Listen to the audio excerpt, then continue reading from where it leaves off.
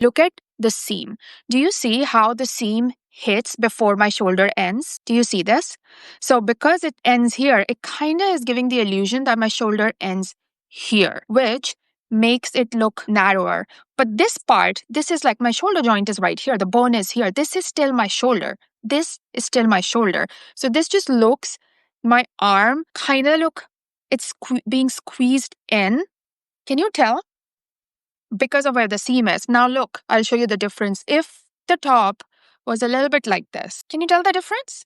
Do you see how this shoulder looks bigger than this shoulder just by extending the seam? This is a real thing. You can tell visually, right? You can tell visually how different this looks from this. And if I do it on both sides, if I just extend the seam, can you tell?